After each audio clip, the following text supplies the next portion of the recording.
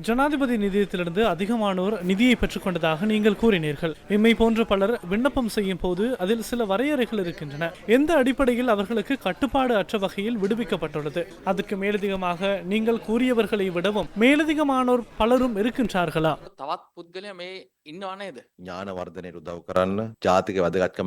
தேசிய முக்கியத்துவம் வாய்ந்த தரப்பினருக்கு உதவிகளை வழங்க முடியும் எனவும், வறுமைக்கு நிவாரணம் வழங்க முடியும் எனவும், அறிவுசார் வளர்ச்சிக்கு உதவ முடியும் என அதன் இறுதிப் பிரிவில் தெரிவிக்கப்பட்டுள்ளது. அந்த இறுதிப் பிரிவை பயன்படுத்தியே இதற்கான வாய்ப்பை பெற்றுள்ளனர். வழங்கப்பட்டுள்ள அனைவருக்கும் வறுமை நிலைமை இருந்ததாக தெரியவரவில்லை. 2005ஆம் ஆண்டு முதல் 2022ஆம் ஆண்டு வரையிலான வெவ்வேறு காலப்பகுதிகளில் அரசியல்வாதிகளினால் பெற்றுக் கொள்ளப்பட்ட நிதி தொடர்பில் மாத்திரமே நான் வெளிப்படுத்தினேன். நான் வெளிப்படுத்திய பட்டியலுக்கு மேலதிகமாக பிரதேச சபை தலைவர்கள், பிரதேச சபை உறுப்பினர்கள், மாகாண சபை அமைச்சர்கள் உள்ளிட்ட பலர் மக்களின் பணத்தை பெற்றுக் கொண்டுள்ளனர். இது உண்மையில் ஒரு தார்மீக பிரச்சனையாகும். ஒரு சிலருக்கு பகுதி பகுதியாக என்று நேரடியாக 100 லட்சம் ரூபாய் வரையில் வழங்கப்பட்டுள்ளது.